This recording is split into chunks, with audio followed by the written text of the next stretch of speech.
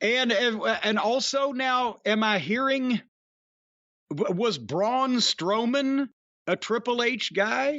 Is the rumors are he's coming back into the fold? He's had a busy wrestling career since WWE. He has.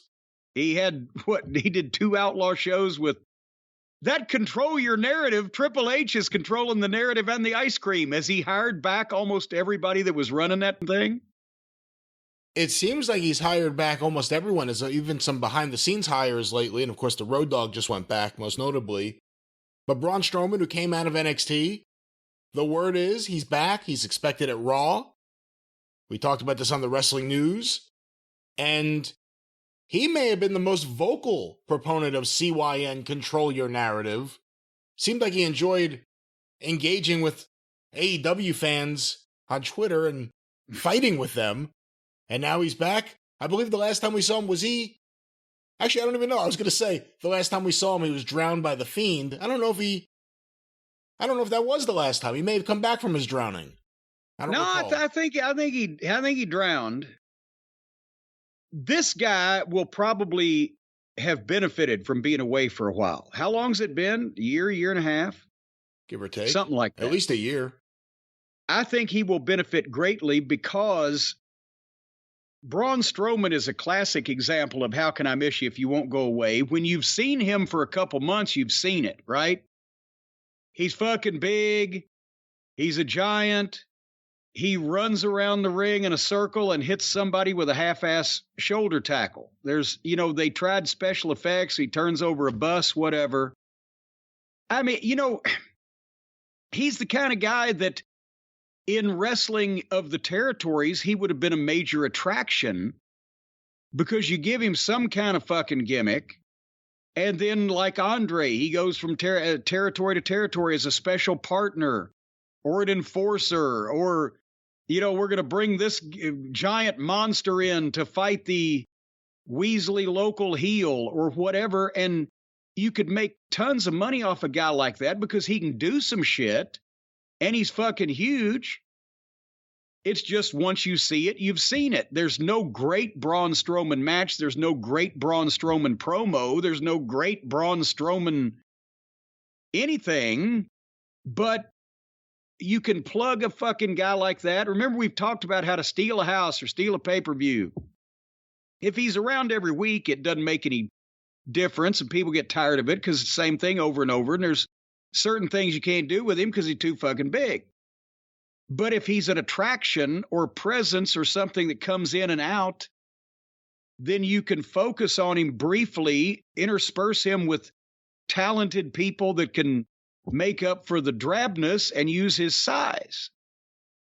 But then you can't see that all the time or it gets old, which is what it did before, which is why they realized we're paying this guy $2 million or whatever it was, and who gives a shit? Because he'd been there for all that time. Well, now they've had a break for a year and a half. If they figure out some way to bring him back, maybe with a little different look and something more interesting. Different look? Well, I mean, just... He's 7 feet tall. I don't mean a different guy. I don't mean plastic surgery. I'm talking maybe update his fucking clothing or make him look like something. I don't fucking know. But he's been away for a while. So now he'd come in, smash somebody, make an impact. Might be worth it for a little while. And they just got to watch how they use him and how much they use him. Because if they're signing him for 3 years, he isn't 3 years worth of interesting unless they cycle him in and out or give him something to be interesting about or align him with somebody else that is interesting. But he is big. You can work with that. You know, it is interesting because Triple H has now brought back several names, some notable, that had come out of his training system that were misused on the main roster or people that were used fairly well and then Vince just decided to release them. I can also tell you a lot of the scuttlebutt amongst wrestlers right now, independent wrestlers of note who traveling indie wrestlers, I guess we'll say, and even some people in AEW, there is a general excitement right now about the idea of Triple H being in charge. And for the first time in quite a while, people are excited about the idea of possibly working for WWE. And as long as they take care of that, that sentiment, the honeymoon period should last. And then they're going to have more pick of more talent, because at the same time, and whether you like Tony Khan's booking, if you can call it that, or not, the guys, before it was like, well, if I'm going to be fucking persecuted by an evil billionaire, then I could just go over here and play with my friends.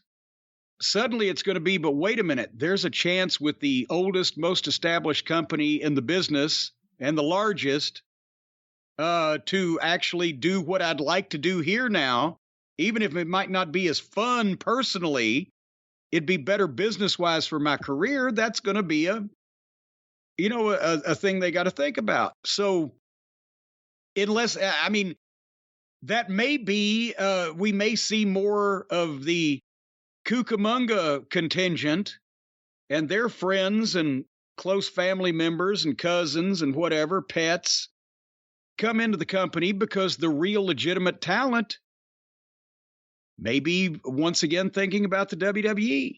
So it's going to hurt AEW one way or another that more guys want to work for WWE now than did when Vince was there.